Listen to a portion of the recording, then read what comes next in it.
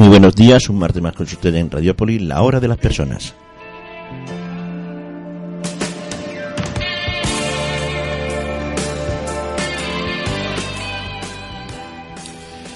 Vamos a estar aquí 55 minutos, porque ya sabéis que la hora de las personas es 55 minutos. Esto de los recortes cada vez afecta más a todos. Bueno, hoy vamos a tratar un tema que me ha parecido interesante en la publicación que hemos hecho en Facebook y a través de WhatsApp. Es un título largo y es porque la asociación Arte Apuntas, que a mí me cuesta trabajo pronunciarlo porque lo pone todo junto, y la Fundación Trinidad Comas, que ahora hablaremos también de ella, han organizado en el Centro Cívico de La Sirena de Sevilla, el que está en la Alameda de Hércules, una exposición Poetisas del 27, las grandes olvidadas, una lista incompleta, que permaneció abierta al público hasta el pasado día 5 de enero. Pero yo no quería dejar de tenerla ahí con nosotros en el programa y dedicarle, porque me parece un tema muy interesante. Y para ello está ahí con nosotros María Lourdes García. Muy buenos días, María Lourdes. Buenos días, Basilio. ¿Te importa si te digo Lourdes a seca? Lourdes mejor, sí. Y también tenemos a María Ángeles. María Ángeles, buenos días. Muy buenos días. María Ángeles Barrón Casado. Bueno, Lourdes, nos conocemos por coincidir en la Orquesta Barroca de Sevilla, sí, sobre todo disfrutando de las actividades culturales. ¿Sí? Y bueno, pero ella es presidenta, además de lo que hemos comentado, es presidenta de Arte Apuntas, esa asociación. Ahora vamos a hablar de ella. Y María Ángeles es secretaria, sí, de la Fundación Trinidad Comas, que eso también es. Vamos a ver qué es eso. Muy bien. Voy a empezar por Lourdes. ¿Te importa? No. Muy bien. No me importa, estoy encantada, porque además es muy buena amiga mía, así es que, fíjate. Se llevan bien, parece que sí. Bueno, ¿qué es la asociación Arte Apuntas? Pues esta asociación nació de forma espontánea. Nos reunimos unas cuantas amigas, 4 o 5, y todas muy interesadas por el arte y por la cultura. Y entonces creamos un grupo y empezamos a hacer actividades, sobre todo culturales. Y bueno, pues este grupo fue creciendo con amigos y amigas que unos y otros traían, y cuando nos dimos cuenta pues había crecido mucho. Estamos hablando de cuando empezamos, del año 2006, y bueno, hemos estado funcionando desde ese tiempo. Y antes nos llamábamos teapuntas.com, que fue como empezó el grupo a quedar. ¿Pero el nombre estaba incluido el .com o...? Sí, se llamaba Te Apuntas porque yo hacía las convocatorias y ponía Te Apuntas a la actividad tal, ¿no? Entonces pensé que bueno, que sería un nombre interesante, teapuntas.com. O sea, en un principio empezaste y no era una asociación al uso, sino era un grupo de amigos. No, que... sí, un grupo de amigos, y bueno, que eso, quedábamos y hacíamos actividades y eso. Y entonces ya hace 2 años nos planteamos que nos teníamos que constituir en asociación, por las ventajas que podíamos tener, y luego además para hacer un poquito más, mejorar un poquito los objetivos y poner ya los fines, plantear todo un poquito más legal, ¿no? Como si dijéramos. Y eso lo hicimos hace 2 años. Y entonces, al ir a registrar el nombre de teapuntas.com, que nos había acompañado durante todo este tiempo, pues nos dijeron que no podíamos ponernos ese nombre, que daba lugar a un poco de confusión, que parecía una extensión de Internet, y entonces sobre la marcha pues lo tuvimos que cambiar por Arte Apuntas, y así se ha quedado el nombre. Bueno, no está mal, Arte Apuntas. Tiene que ver algo con el arte, supongo. Claro, porque en realidad lo primero que empezamos a ver fueron exposiciones muy relacionadas con el arte. A casi todas nos gustaba mucho el arte, la pintura, la escultura, el patrimonio arquitectónico. Sí, bueno, luego hemos ido. Por ejemplo, en el programa del año pasado, ¿qué actividades desarrollasteis? Pues hemos hecho muchísimas actividades, hemos hecho sobre todo visitas, hacemos visitas libres y otras veces guiadas, intentamos que sean guiadas para que nos expliquen lo que vemos. Pero visitas a monumentos, a pueblos, a ciudades. Sí, visitas a exposiciones, tanto de pintura como de fotografía, y luego también hacemos viajes.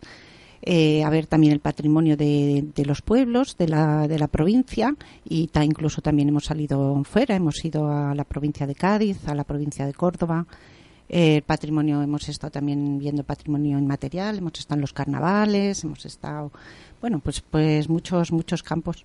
La de los carnavales me avisa, por favor. A los carnavales de Cádiz hemos ido varios años también en grupo. ¿Pero vais el día fuerte, vais al Falla o vais a la calle a ver la calle? No, vamos a la calle y vamos por la mañana, cogemos nuestro tren y volvemos por la tarde, disfrutamos del día, vimos lo que se ve por la calle. A compartir con el gaditano ese carnaval, que yo creo hoy día es el carnaval se ha convertido mucho en lo que es la chirigota. Pero yo creo que el carnaval, lo que yo he siempre conocido de carnaval, es la chirigota en la calle. O sea, porque era el gaditano en la calle. Eso era el auténtico carnaval. Y bueno, ya os contaré aventuras otro día. Eso nos gustaba mucho verlas por las calles, por las callecitas, los grupos mayor espontáneos atractivo. que hay, que se forman de repente, ¿no? Que se forman en una esquina y la gente se amontona allí y se pasa muy bien, la verdad, que muy divertido. Cuando el ole, ole, y el que no diga ole, punto suspensivo. Muy bien, volvemos a Arteapuntas. Veo que tenéis unas actividades pero muy variadas. Sí. ¿Dónde tenéis la sede social o dónde funcionáis a nivel Sevilla, a nivel...? Bueno, como no tenemos un local fijo, pues estamos en Alcalá del Río. Ahora mismo pues tengo puesta la dirección de mi casa. La sede social es mi casa. Bueno, pero... Y funcionamos en... Pero los socios que tenéis integrados, los que formáis la asociación... ¿Son de Alcalá del Río o son de diversos sitios? Sí, mira, somos asociados de pleno derecho ahora mismo 50, de los cuales 10 son de Alcalá del Río, el resto son de Sevilla y de sus pueblos, de Tomares, de Gines, de los pueblos de alrededor. ¿Tenéis intención de ampliar? ¿Queréis que sumar nuevos socios, personas que estén interesadas, tener alguna página web, un Facebook? La verdad que sí, que poco a poco el grupo va creciendo, porque en realidad te iba a contar que somos 50 de pleno derecho, pero que yo en la libreta de direcciones, en la distribución que tengo 100 personas. Entonces, de pleno derecho quiere decir que vamos... Que pagan la cuota. Que pagamos la cuota y que tenemos unas ciertas ventajas, ¿no? Entonces, las personas que se quieren unir a nosotros en alguna de las actividades porque les interese el tema, pues nosotros cobramos un precio módico para que se puedan unir a nosotros y eso va quedando de fondo para la asociación, pero vamos, que tienen toda la libertad para poder venir cuando quieran o si les gusta algo. Bueno, yo lo que me refería era para hacerse socio, que quizás sea... a mí soy de la opinión que para participar en las asociaciones, el vínculo que tiene que tener un socio con su asociación es el apoyarla. Igual que cuando uno participa de una asociación, te lo dice uno que está en 12. Recoger de esa asociación el producto que ella da, que es el esfuerzo de esa directiva y de esa asamblea, y conseguir esos objetivos, pues qué menos que aportar esa cuota, que es lo que hace mantenerla viva. Sí. Es cierto que depende mucho del ánimo y de la dedicación que pueda tener esa directiva y esos socios, esos vocales, pero... el apartado económico es importante para que la asociación pueda actuar y pueda decidir. Claro, es muy importante porque ahora mismo lo hemos visto, ¿no? Con lo que vamos a ver a continuación, con la claro exposición de las poetisas, necesitamos tener ahí un remanente de dinero por si queremos hacer algo y no contamos con otras ayudas. Claro. De hecho, si no hubieseis sido entidad, no tuvieseis constituida legalmente, no podíais haber participado en esta actividad tan importante que habéis desarrollado. Bueno, pues ahora seguiremos hablando de Arteapuntas. Ya voy aprendiendo a decirlo, ya me va saliendo, sí. Del tirón. Arteapuntas. Arteapuntas. Bueno, de todas formas, si tenéis Facebook y si tenéis... Tenemos Facebook, nos movemos también mucho por WhatsApp ya, porque claro... No, me refiero, por ejemplo, a alguien que nos esté escuchando y esté interesada en tenemos conoceros. el Facebook abierto y tenemos un blog se busca por Teapuntas. Y el blog, lo que pasa es que lo tengo un poquito ahí, que no lo tengo actualizado porque es que, comunicarnos con la gente a través de tantos medios, pues lleva mucho tiempo. Y es ya el WhatsApp, el correo electrónico, poner el Facebook y entonces, bueno, pues te come el tiempo y... Lo sé, porque, bueno, en todas las asociaciones, no son las que pertenezco, sino en otras también, que Basilio, que no sé qué, pero mira, es que hace falta una persona dedicada para el tema de las redes sociales. Efectivamente. Y suele salir un voluntario, yo me encargo, que al mes, hay quien dura hasta un mes, dice, yo ya no puedo más. Yo ya no puedo más. Claro. Es que constantemente metiendo y que la gente te hace comentarios y que eso no lo has metido, esto sí lo has metido. Es una dedicación importante. El tema de las redes sociales, yo alabo en las personas que son capaces de mantenerlas al día. Sí, la verdad que sí. Bueno, María Ángeles, tenemos que hablar un poco de esa fundación Sí, Trinidad Comas. Empieza por explicarnos quién es Trinidad Comas. Bueno, pues Trinidad Comas era un tío tatarabuelo mío que nació en Espejo. Espejo, provincia de Córdoba. De Córdoba, sí, porque hay un Espejo de Navarra, provincia de Córdoba. Hijo de un catalán, Esteban Comas, de Olot, que vino como una especie de notario que trabajaba... ¿Una especie? Sí, porque no lo sé bien, lo estoy investigando. Estoy bien. investigando con motivo de hacerse cargo de funcionario de Hacienda, hacerse cargo de la tercena de tabacos. Porque bueno... ¿Qué es la tercena? Yo que eso me preguntó. Pues una tercena era como un almacén de tabacos, igual que estaban los silos de trigo. Pero porque allí en Espejo se sembraba tabaco, entonces. Pues todo eso que estoy investigando. Todo eso. Te digo porque Espejo en la Guerra Civil se quemó el archivo y cuando hemos reactivado la fundación no teníamos datos ninguno. Lo que tú comentabas es que me cuesta mucho trabajo, es que está costando mucho trabajo poner en pie toda la fundación. Porque todo es de transmisión oral, lo que estás recogiendo. De mi madre. Y todo eso, claro, tiene que contrastarlo para... Todo eso no he tenido que fácil. contrastarlo. Entonces, pero estoy contrastando y ha sido emocionante. Me imagino. Por eso estoy tan sensibilizada con la poetisa del 27, porque mi madre pues fue una persona que me transmitió ese amor por la cultura, ese amor por el querer saber las cosas. Bueno, ella pues pertenecía a una clase rural acomodada, clase media, y no recibió estudios porque era mujer. Su hermano sí. ¿No recibió? No recibió. No recibió carrera. Ah, bien, eso te iba a decir, porque Estudios personas sí. acomodadas tenían, por lo menos, Su maestro iban a la casa. un institutriz. Sí, más o menos. Iban a la casa, le enseñaban a leer y escribir y las labores propias de su hogar. A tocar piano, a saber organizar el hogar, saber bordar, en fin, saber... Protocolo, baile, todo eso. a saber dónde iban los cubiertos. Sí, dónde se ponían las copas y todo eso. Entonces, pues, las mujeres de aquella época, como era mi madre, que habían tenido un poquito de acceso al estudio, pues tenían más inquietudes que esas. En el momento que accedieron a lo que era el estudio, pues tenían muchas inquietudes. Entre ellas... Pero yo me gustaría no perder el hilo en Trinidad Comas. Entre ellas Trinidad Comas. ¿Por qué? Porque... Pero Trinidad Comas es un hombre. Trinidad Comas es un hombre. Es que el nombre de Trinidad puede vale ser para los dos. Pero en este caso es un hombre. Entonces, mi madre, en Espejo hay una calle que se llama Trinidad Comas. Entonces, como te digo, ellas pertenecían a una clase económica acomodada y ella decía, bueno, pero yo tuvo su abuelo, que fue gobernador de Manila, en fin, y tuvieron una situación económica bastante privilegiada, y entonces yo decía, pero yo a quien admiro, bueno, mi abuelo fue un alto funcionario, muy bien, pero yo a quien admiro es a Trinidad Comas, porque en aquella época, en el siglo XIX, que pusiera su patrimonio, su dinero, para crear una escuela gratuita, dice, eso sí que tiene mérito. Pues sí. Y entonces, ¿de qué año hablamos? De 1892.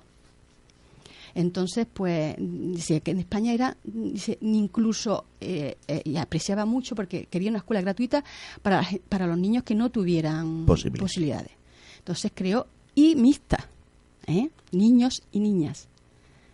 Le pagó la carrera a sus sobrinos para que fueran a hombres y a mujeres, para que fueran la carrera de maestro, y lo dejó y él constituyó la fundación en el testamento. Entonces por eso se ha recuperado la fundación, porque mi madre decía, yo admiro mucho a Trinidad Comas. Hacer eso, poner una escuela cuando antes ni los que tenían dinero apreciaban la educación, no la apreciaban. Bueno, la apreciaban, pero no la distribuían ni la mantenían.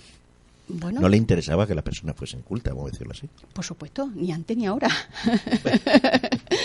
No interesa tener ciudadanos críticos. Con capacidad. Con capacidad de crítica. Entonces, pues, pero bueno, entonces se notaba mucho más, porque no, bueno, el índice de analfabetismo era muy alto. La edad en el siglo XIX, la edad de mortalidad era de 29 años. Entonces, la situación socioeconómica y cultural era, entonces la cultura era lo último de lo último. No ¿Y sé. en qué año le dedican la calle, allí en Espejo? Pues no lo he podido saber, porque como se quemaron los archivos no lo he podido saber. Pero de los últimos, me he puesto en contacto con la archivera del pueblo y entonces hay postales escritas y eso, y ya en 1910 ya hay la dirección.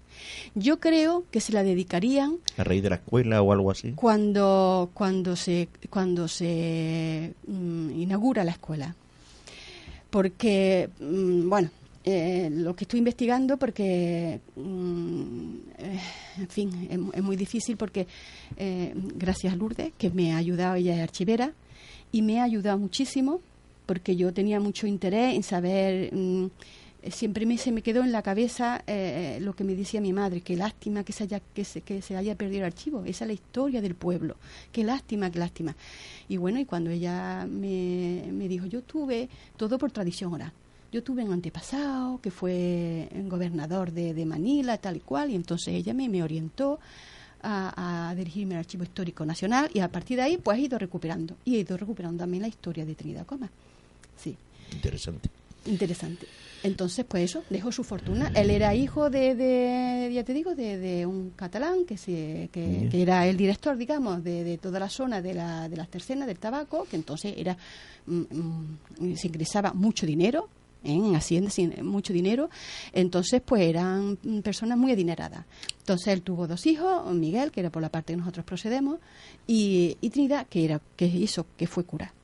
Entonces, Trinidad pues hizo toda su parte de su fortuna, porque otra se lo dejó también a sus sobrinos, parte de su fortuna la dejó para constituir una escuela de enseñanza primaria para el pueblo, contribuir a la educación del país, pone el primer objetivo, en especial en la Villa de Espejo.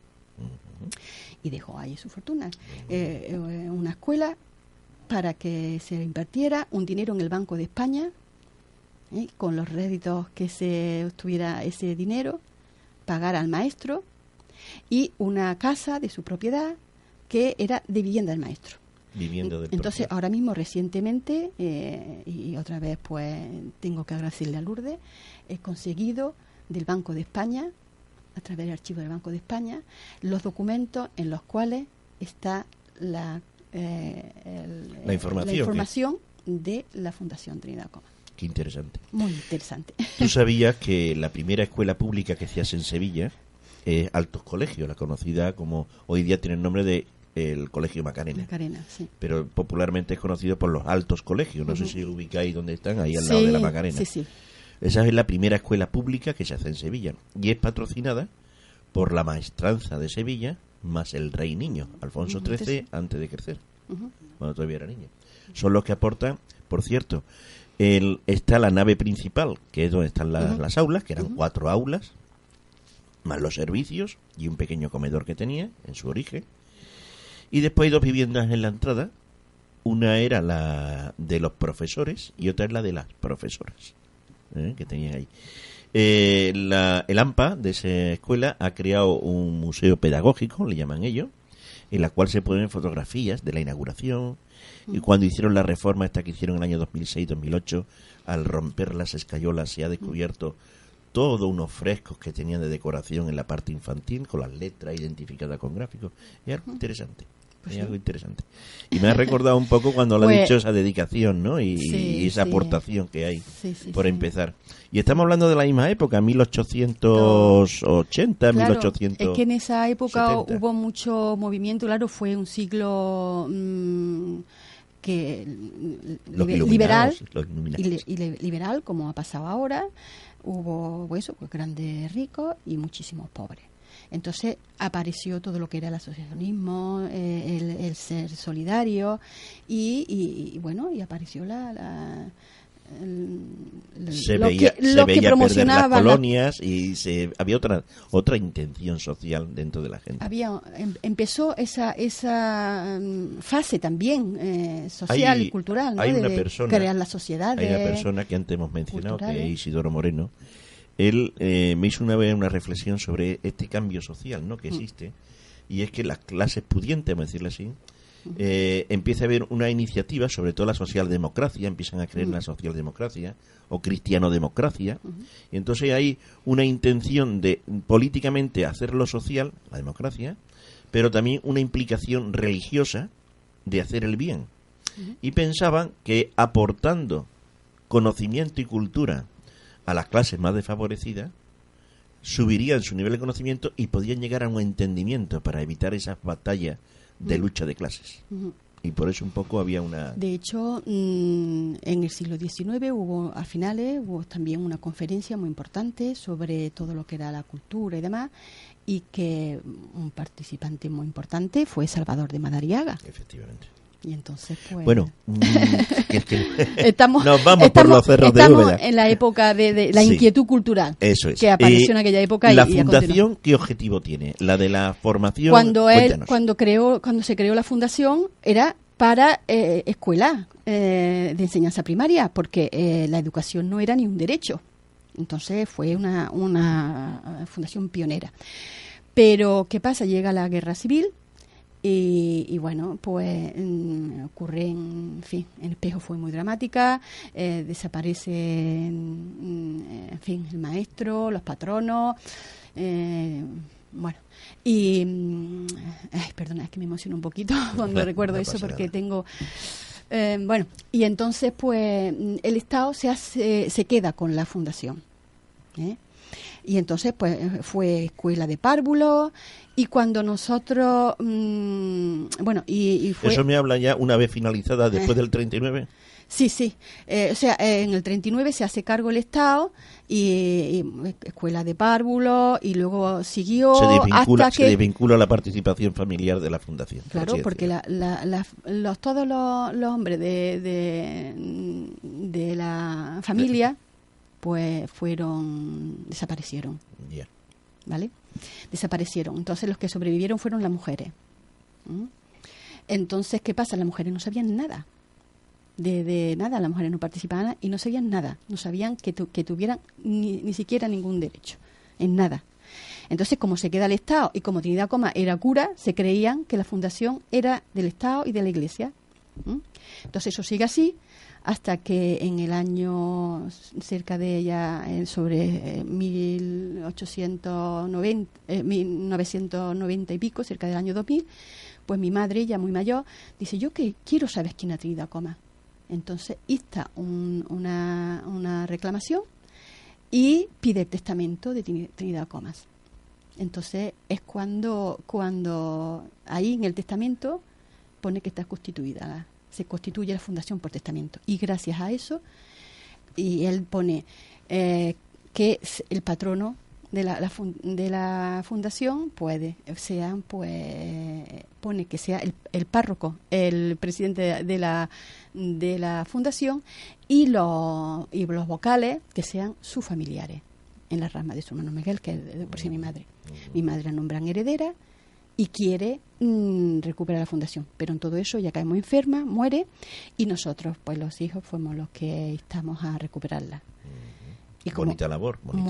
Sí. ¿Y ¿qué tiempo lleváis con eso trabajando, María? Pues llevamos trabajando desde el 2008, o sea que ahora va a ser 10 años de recuperarla. Bueno, 9 años. 9 años, sí. Casi 10. Bueno, todo esto estamos viendo de que un poco de poner en conocimiento, sobre todo el valor de la fundación, era el hecho de darle cultura a la mujer, darle conocimiento a la mujer, que era un hecho heroico en aquel momento.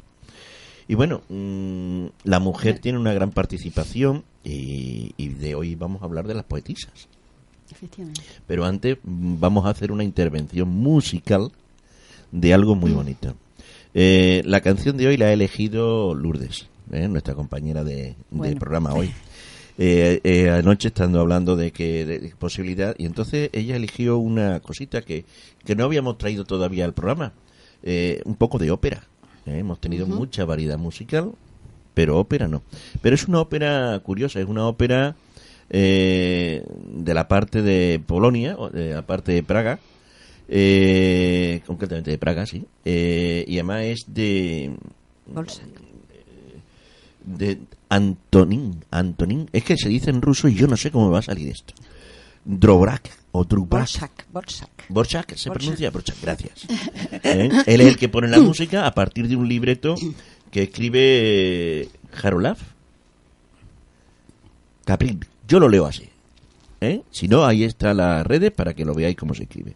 Bueno, la ópera es Rosulka, que eso sí creo que se pronuncia así. Rosulka. Y bueno, es un aria la que vamos a poner, evidentemente no podemos poner la ópera entera. Es una ópera reciente, es de 1900. Bueno, en 1901 se estrena, la termina de escribir, que por cierto la escribió muy rápido este chico.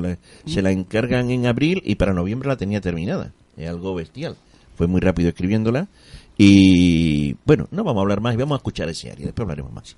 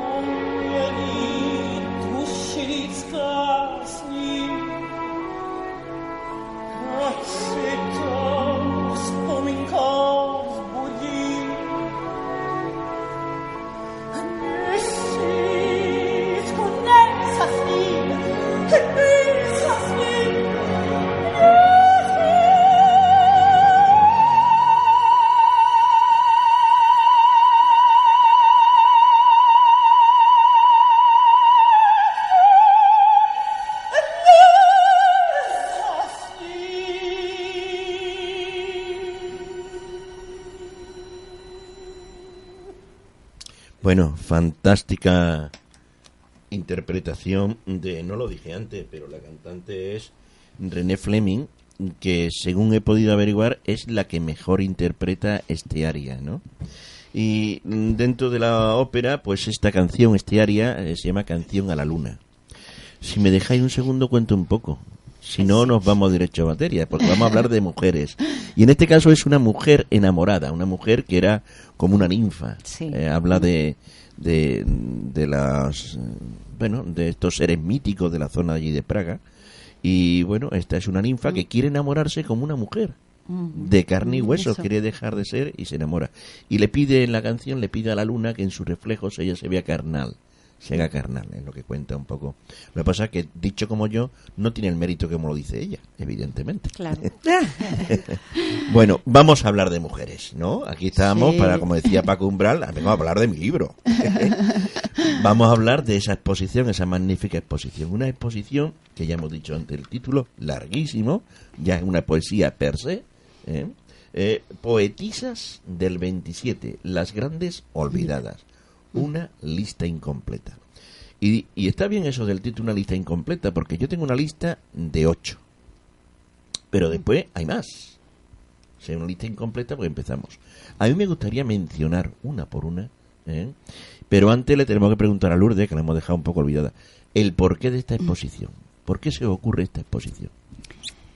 Pues en el año 2015 la asociación hicimos una actividad que era una ruta cultural en los jardines de Cristina y fuimos a conocer a los poetas del 27. Cada persona que se ofreció voluntaria preparó un poeta y hicimos allí un acto, la verdad que muy bonito. Leímos su biografía y leímos alguna de las poesías de ellos. Y bueno, ya cuando empezamos a preparar la actividad nos veníamos preguntando algo. Y cuando terminamos la actividad y nos fuimos a tomar una cervecita, pues dijimos, bueno, está muy bien todos estos hombres, pero tenía que haber mujeres. ¿Dónde están las mujeres que estaban escribiendo en este momento en el 27? Y fue una propuesta que quedó ahí pendiente, pensando que cuando tuviéramos un poquito de tiempo, cuando fuera el momento oportuno, íbamos a estudiar a estas mujeres y las íbamos a conocer. Entonces, este año, el año pasado ya, en el 2016, pues salieron unas subvenciones del ayuntamiento que tenían una línea de teatro, de literatura, de historia, varias líneas. En una de las líneas era literatura y pensé, pues este es el momento. Este es el momento de investigar sobre las poetisas y hacer algo. Y entonces se lo propuse a la asociación en una comida que tuvimos de cierre de actividades y nos repartimos el trabajo, ya directamente nos repartimos el trabajo. Se repartió el trabajo rescatando las biografías de las poetisas. Teníamos localizadas unas cuantas y sobre todo gracias al libro de Pepa Merlo de Peces en la Tierra, que tenía ya una pequeña lista de mujeres. Entonces, sobre ellas se repartió el trabajo y quedamos en vernos, eso fue en junio, quedamos en vernos en septiembre y empezar a entregar los trabajos. Ahí empezó toda nuestra cuita de empezar la exposición. Me parece interesante lo que has comentado, es decir, hacemos una exposición cuando estamos estudiando, que aún todavía estudiando, se estudia gramática y literatura, la generación 98-27, y no aparecen estas chicas, estas mujeres, en ningún sitio. Yo veo más importante una dedicación y una opinión personal que la compartiré con mucho seguro, que creo más importante sacar a la luz estas personas que tienen su valor per se por su trabajo, que tanto preocuparme de si policía o policía, ¿no? Yo, es una opinión personal que Sí. dejo.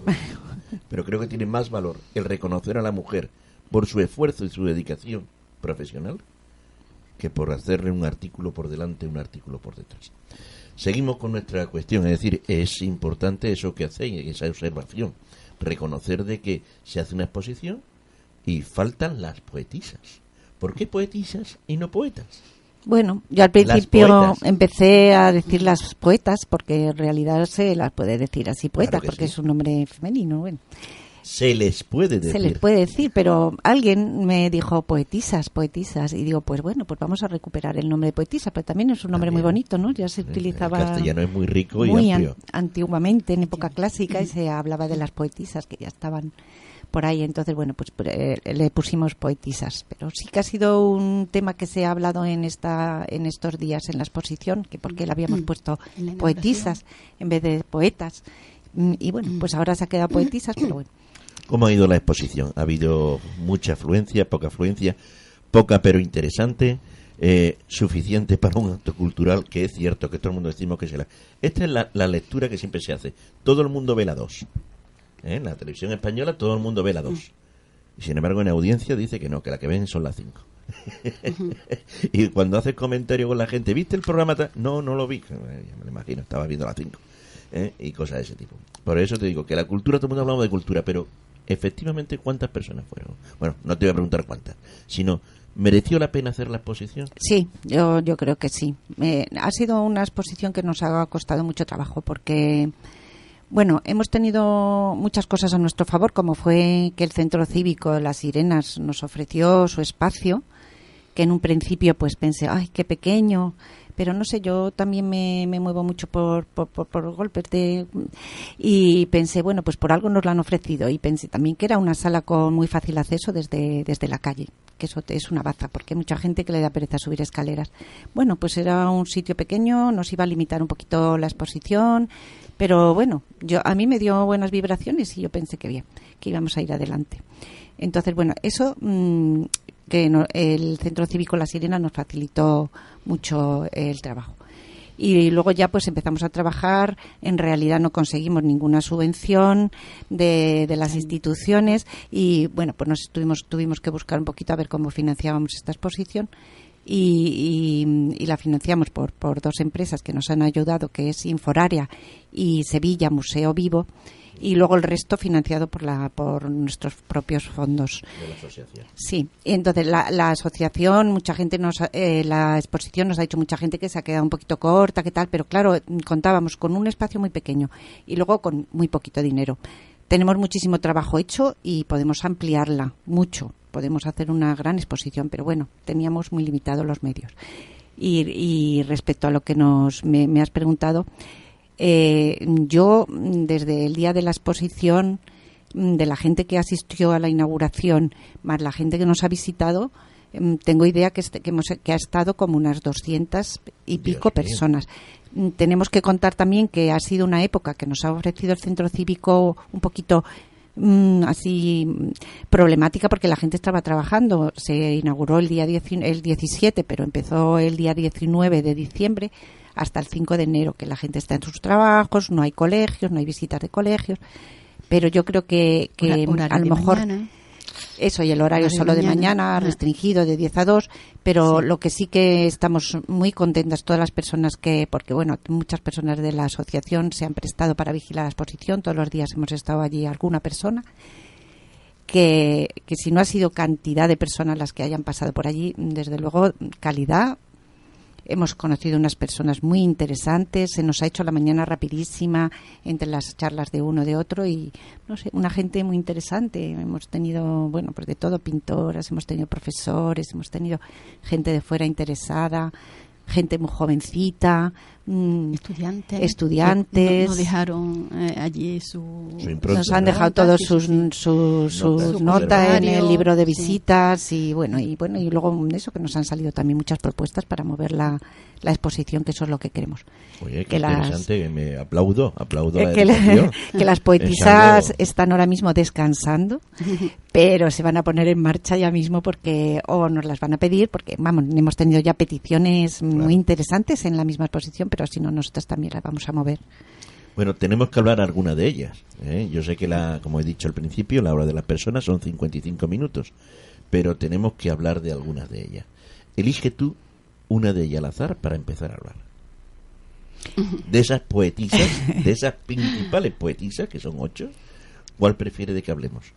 Pues verás. ¿Por qué estaba en ese cartel, ese banner, o esa banderola, o como se quiera llamar, en la exposición? ¿Por qué se llegó allí?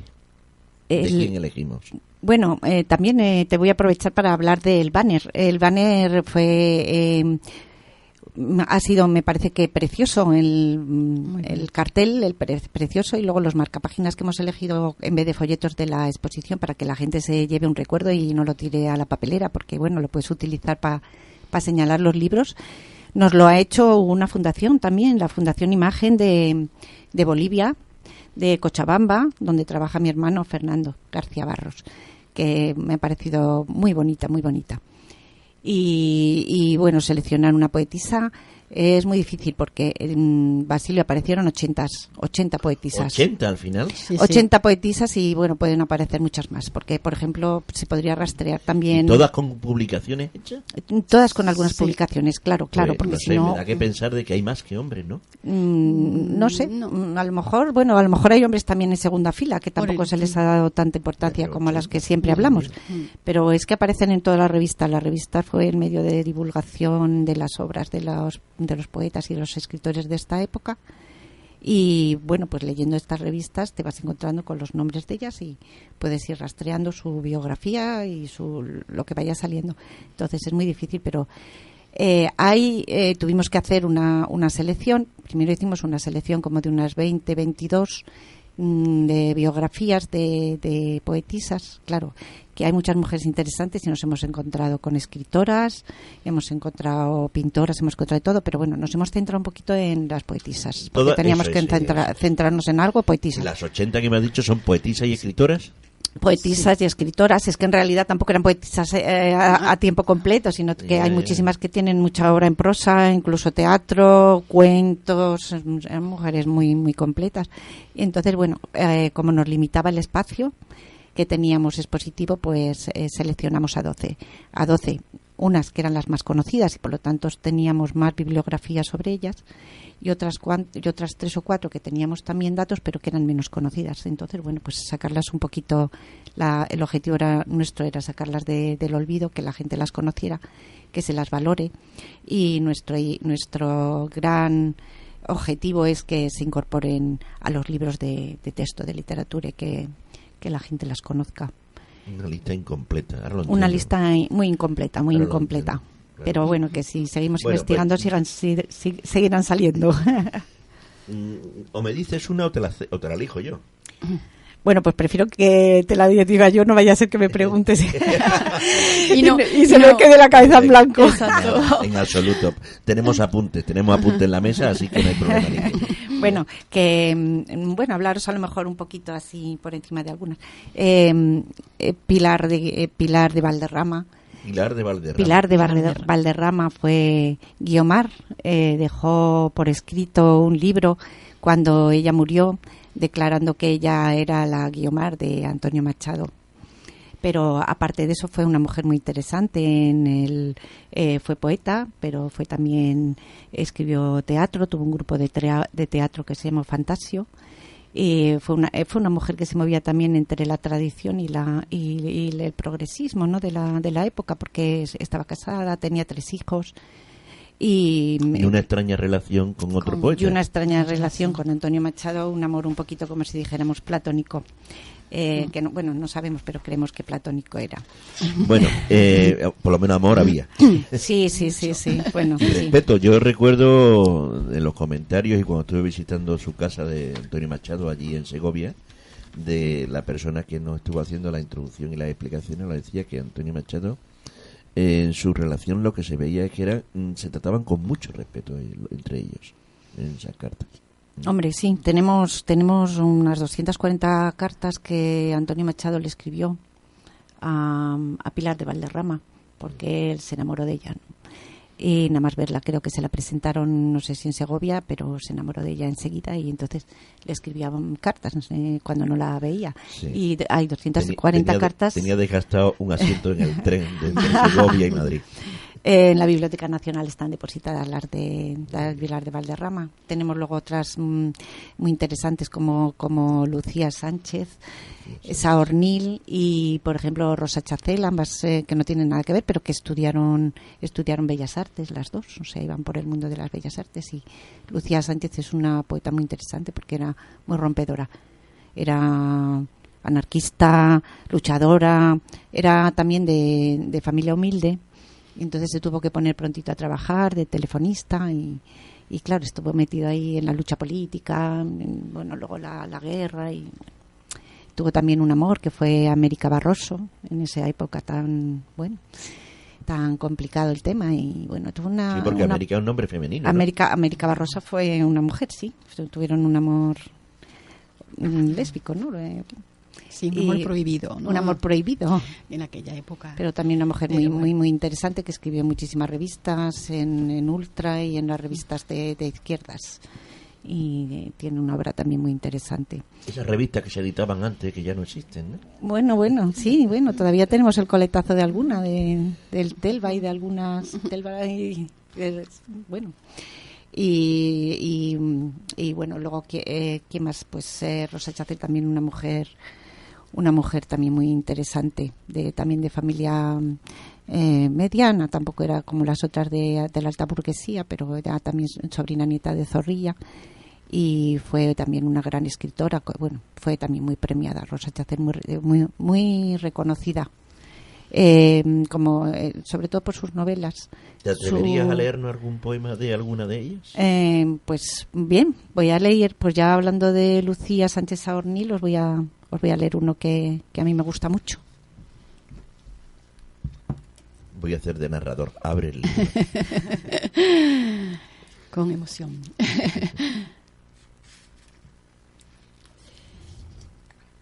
Se llama Hora.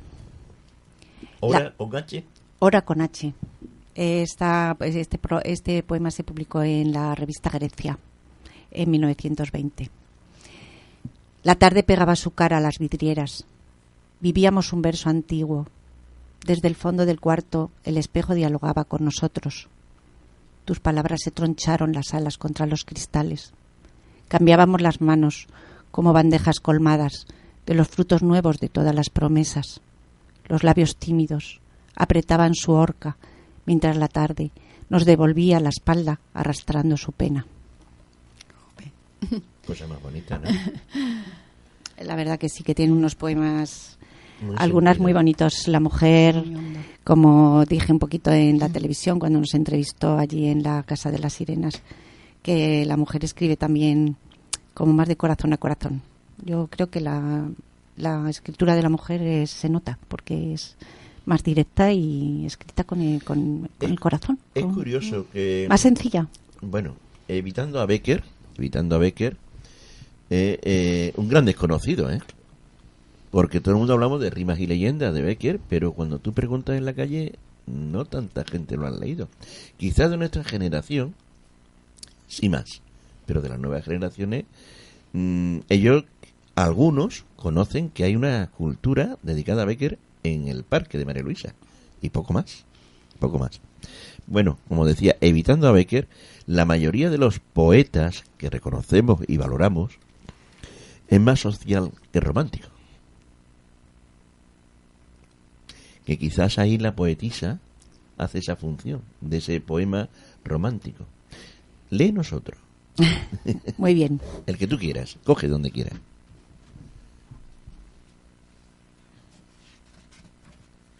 No, pero es correcto, o sea que es verdad que quitando a Becker como romántico, ¿quién te encuentra? Hernández, Lorca, Machado, Sí. que es un descriptor de paisaje, descriptor de sensaciones, pero no es un romántico como era Becker, ¿no?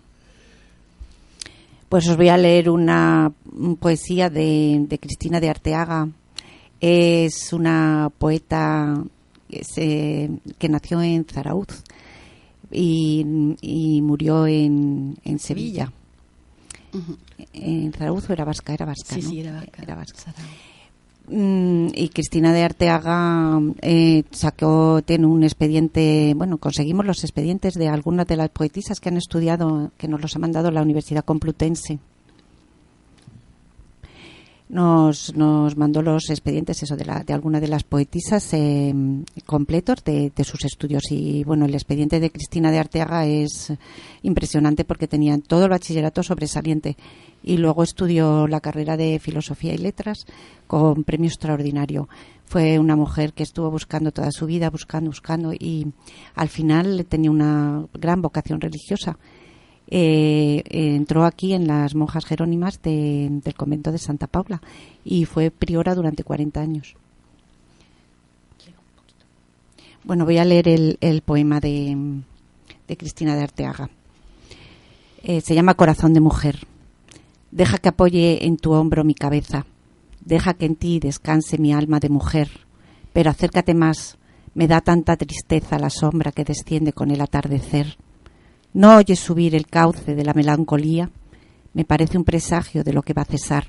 Ya se asoman las almas a ver morir el día. Es la hora romántica, no la dejes pasar. Pon tu mano en mis manos un instante. Sofoca las palabras que dicen adiós a la ilusión. Séllala con los besos, lágrimas de tu boca, y déjame llorar sobre tu corazón. Qué bonitas palabras. Qué forma de acabar el programa más romántica, ¿verdad? Bueno, yo también quiero decir que fue muy interesante también la inauguración, que no la hemos comentado, que tuvo una gran afluencia de público, dio la conferencia Eva Díaz Pérez, que fue fantástica, la gente lo agradeció mucho. Y bueno, y fue la aportación de la Fundación Trinidad Comas. Muy bien, muy bien. Como siempre, digo, el tiempo se nos ha echado encima, tenemos que terminar. Pero me ha encantado, creo que hemos transmitido la importancia de esta exposición y muchas gracias por venir, por aportar vuestro conocimiento y vuestro esfuerzo a través de las asociaciones que trabajáis y la Fundación. Y nos veremos el próximo martes a los que nos están escuchando con otro programa. Gracias por venir a las 2. Gracias Lourdes, a ti, Basilio. Gracias a ti, muchas gracias. Y al público. Above us only sky.